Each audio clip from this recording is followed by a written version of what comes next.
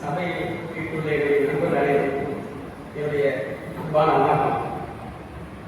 இருக்கையில் உள்ளவர்களே இருக்கை தூக்கி வணங்கி வேண்டுகிறேன்.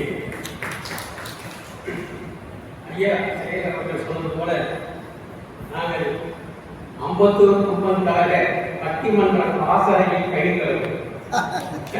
எங்களுடைய ஐயா செயல் ஐயா அவர்கள் தான் எங்களுக்கு வழிகாட்டி. இந்த 2020க்கு முன்பு கிட்டத்தட்ட ஒரு 20 பட்டிமன்றங்கள் மாதம் கலந்து கொண்டு எங்களை வார்த்து எடுக்கிற ஐயா அவர்கள். அதன் பயனாக ஒரு 100 கம்பராமாயண பாடல்கள் நாங்கள் மனப்பாடம் செய்திருந்தோம். அப்போது இப்ப அதெல்லாம் மறந்து போற அளவுக்கு ஆயிடுச்சு. மீண்டும் ஐயா அவர்கள் பட்டிமன்ற பயிலரங்கத்தை மீண்டும் தொடங்கினால் எங்களுக்கு நன்றாக இருக்கும் என்று சொல்லிவிட்டு தலைப்பு சூழ்ச்சியில் முழுதும் என்றது உடுமன கூடியே தூமொழி மனப்பானே காமவல்லியே பொய்யில்லாதவனே அப்படி கூடிய ஒரு அருமையான தலைப்பு. இது சித்திரை மாதம்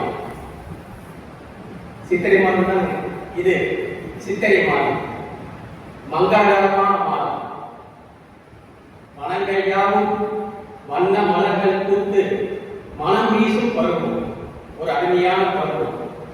இப்படிப்பட்ட ஒரு சித்திரை மாதத்தில் நாளையே முடிசூட்டலாம் என்று தசரதன் சொல்கிறார். யாருக்கு? ராமனுக்கு நாளை முடிசூட்டலாம் என்று தெரிவிக்கிறார். அப்பொழுது அயோத்தி மாநகரமே விழாக்கணும். அங்க கப்பலுடைய பாடலாம் சொன்ன நேரம் அந்த மாமலை பன்னீர் மலை அப்படி மழை பொழிவதை அழக பாட்டா பாடுவார். அதாவது சாலையெங்கும் பன்னீர் தெளித்தார்களாம், மலர்களை தூவினார்களாம். இப்ப நாம இந்த மண்ணப்பொடிகள் எல்லாம் தூவி மகிழ்ச்சியா இருப்பாங்க. அதெல்லாம் அப்படியே அந்த காலத்தையும் செஞ்சிருக்காங்க. அப்படி இந்த நாடே விழா கோலம் போன்ற போது ஒருத்தி மட்டும் மனம் பெருகி இருந்தார். அத நம்ம என்ன சொல்ற அப்படின்னா, இன்னசை காவலன் ஏற்ற தீமை போல் உன்னரும் கொடுமன கூறி தோன்றினார் அப்படிங்கிற. அதாவது ராவணன் செய்த கொடுமையால் கூணி தோன்றினார். கூணி வரல, திடீர்னு இந்த மாயா பஞ்சாயத்து பழைய படம் ஒன்று இருக்குது.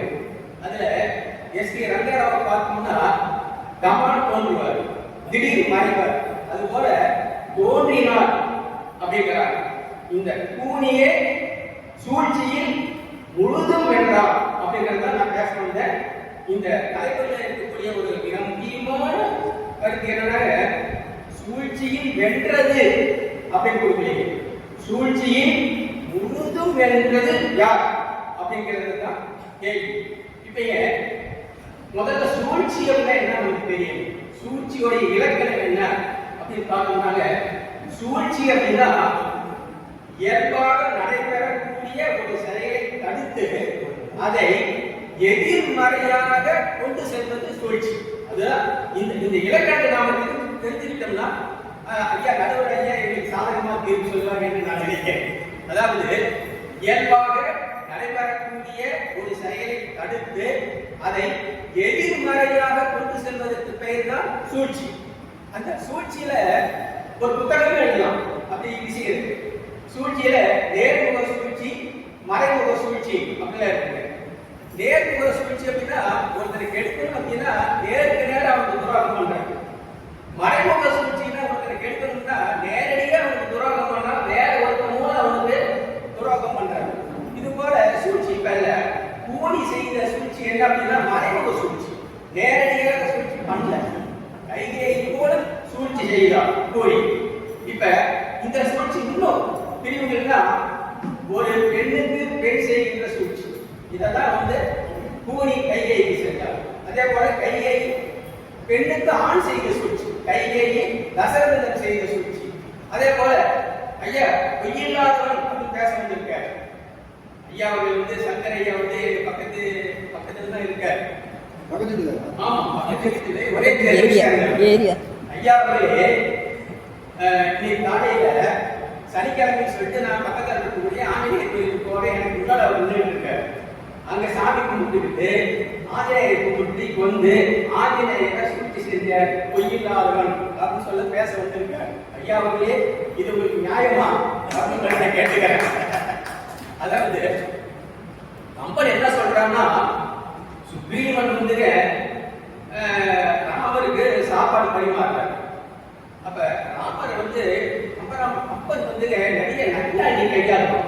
ராமன் மூலமாக ரொம்ப திண்டமா பேசுவாங்க. நிறைய நம்ம உண்மை கவனிச்ச தெரியும். எப்படின்னாங்க புகைப்படக்கூடிய ஒரு செய்தி வரும். மீனும் அந்த தேனும் கொண்டு வந்து கொடுத்துட்டு இதை சாப்பிடுங்கன்னு சொல்றாரு. சொல்லும் பொழுது ராம சொல்றாரு, நீ சொன்னதே போதும்பா, எனக்கு சாப்பிடுமே ஆயிடுச்சு. நம்ம சொன்னோம்னா சாப்பிடணும்னு சொன்னா நீ சொன்னதே போதும்பா, சாப்பிடுதே ஆயிடுச்சு சொல்றது பார்த்தீங்களா? அது போல ராமன் பேசுறாரு. அதே மாரி இந்த இடத்துல ராமன் என்ன சொல்றாருன்னா, நீயும் என்னை போல மனைவியை பிரிந்திருக்கிறாயோ அப்படின்னு கேட்கிறார். இவருக்கு தெரியாது, இவனுடைய மனைவி பிரிந்ததெல்லாம் தெரியாது.